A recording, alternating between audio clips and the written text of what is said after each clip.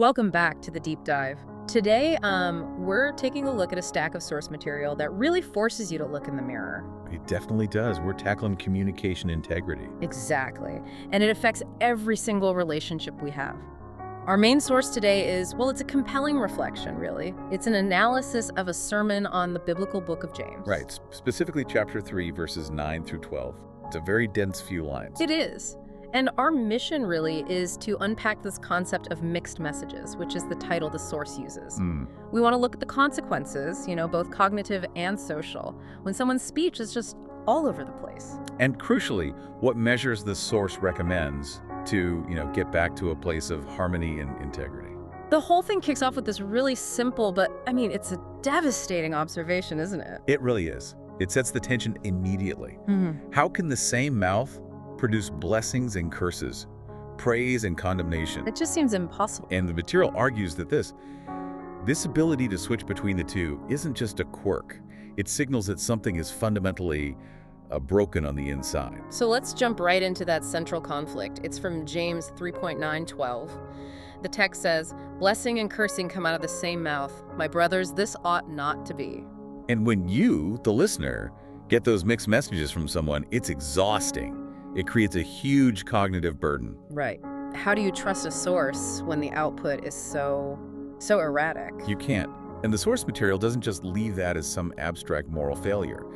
It grounds the whole problem in these powerful analogies from nature. I love these. They really anchor the abstract rules in something we can all, see and understand. Exactly. It establishes this principle of consistency that's just everywhere in the natural world. So tell us about the first one. The first one is water. A spring, the sorts, you can't pour out both sweet water and bitter or salty water at the same time. It can't be both.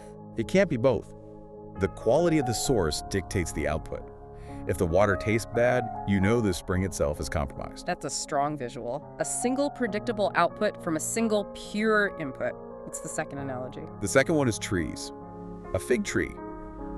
Well, it yields figs. Of course. An olive tree yields olives. The sermon calls this nature's reflection that each produces according to its kind. The rule is just clear. The identity of the plant guarantees the identity of the fruit. There are no surprises. No surprises. So if we bring that back to the human tongue, the source of our words, if your speech is inconsistent. If you're flipping between praise and anger. Right. Then the material asserts this, points to a very serious illness deep in the person's heart. The source uses this specific term, malebing, to describe that internal flaw. And it's so important that the inconsistent speech is treated as the symptom, right? Not the disease itself. That is the crucial distinction. Because if we're just about bad language, the solution would be simple. Just stop cursing. But it's not that simple. Not at all. Yeah. Because the inconsistency is traced back to this compromised inner heart, the cure has to go deeper. It has to address that underlying illness. Which is often about self-deception or maybe a lack of real conviction. Exactly. Yeah. And this is where, the rubber meets the road. Let's make this abstract idea of the malebing really concrete with the anecdotes the source provides. Yeah, these make it feel so immediate. So the first one is set in a workplace. You have this person who in the source is a self-proclaimed believer, and they lose their temper completely. In a total outburst. A huge outburst. Swearing, a big temper, causes a huge scene. And then comes the cleanup. Afterwards, feeling embarrassed, they pull out that classic defense. I don't know why I said that. That wasn't really me. We've all heard that, Yeah. or said it. You're trying to distance yourself from the action. Right, to externalize the fault. But the colleague's response in this story is called the wise retort, and it's just brilliant. What do they say? The colleague just says, it must be inside you or it couldn't have come out of you. Yeah. And that one sentence forces total accountability. It completely dismantles the idea that your words just sort of hijacked you. If bitterness came out, it's because bitterness was already in there. It had to be. Right. So the outburst isn't an anomaly, it's a revelation. It reveals the actual contents of the heart, just like salty water proves the spring is contaminated. Which makes that swift change, the dual tongue, even more jarring in everyday life. And that brings us to the second anecdote, which I think is so relatable, the everyday hypocrisy. Go on. The source points out how easy it is to be in a moment of, positive engagement. Maybe you're singing hymns or at a motivational seminar, offering praise. You feel great, you're saying all the right things. Exactly. But the second you leave that environment, you get in the car, and what happens? You immediately start arguing with your spouse about traffic or who is supposed to pick up the milk. Ugh, that seamless transition. From the highest praise to the most petty conflict in seconds, that's the mixed message right there. And it shows that the positive output depended entirely on the environment, not on a deep, consistent internal state. So the source, the heart, is still dual. It's just being controlled by whatever is happening on the outside. That's the argument. The inconsistency proves the internal work hasn't been done.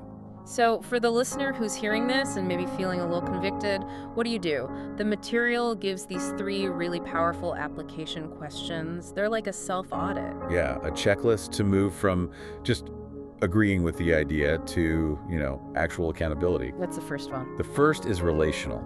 Who has been hurt by your inconsistent tongue? Oof. That forces you to think about the collateral damage. Absolutely. The second is a proportionality check. It's an internal audit. What proportion of your words today were like sweet water versus salty or bitter water? That's a tough metric to apply to yourself, honestly. It is. And the third question pushes you toward action.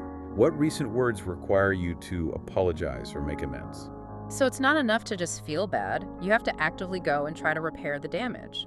That's the only way to stem the flow of that internal sickness. This inconsistency, this dual output, it leads us right into the concept of hypocrisy, or Jingmao Wei Shan. Right, and the source dives into that classic critique of the Pharisees and scribes who were, famous for speaking the law perfectly, but living, well, not so perfectly. And this is where we get that really strange, counterintuitive instruction. It is fascinating. Society always tells us, practice what you preach, live out what you say. But the instruction here was, follow the teachings of these people, but do not imitate their actions. Wait, that's a genuine paradox, a fan hexing.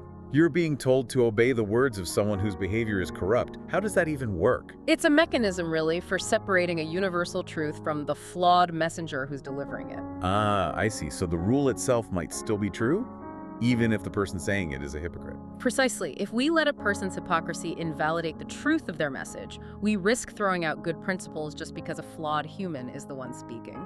It prioritizes the integrity of the system over the morality of the individual leader, while at the same time warning you not to be like them. It demands an incredible amount of critical thinking from the listener. It really does. And if someone fails that test, if they live that double life, the source is clear about the end result. What is that? They become someone with a dual personality, and that leads to the classic metaphor, a wolf in sheep's clothing, Piziyang. And the danger isn't just to themselves. It's that they can enter any social structure, your family, your company, your community, and just wreak havoc. Because the sheep's clothing gets them in the door. It buys them trust. Which the wolf inside is just waiting to exploit. So this isn't just a personal moral failing anymore. Inconsistent speech becomes a serious organizational threat. A huge threat. The source literally calls it poison dusu, these bad motives, uncontrolled emotions. They profoundly damage organizational harmony. It's about structural breakdown. And the material is adamant that leaders cannot just tolerate it. No, that's seen as negligence. It has to be actively managed. So what does that management look like? You have to teach about it, criticize it openly, and if the individual refuses to change, if that Mailbing persists, then systems, Zidu, must be used to protect the group. You can't just let the poison spread. You can't. Which brings up this really interesting cultural point. The source mentions a Taiwanese tendency toward what's called mud mixing. Mud mixing. It's like appeasement, a kind of superficial benevolence, Waishan, where you avoid the hard truth just to keep a false sense of peace. Ah, keeping the harmony on the surface, even if things are rotting underneath. Exactly. And that cultural habit, while it comes from a good place, it allows the poison to fester.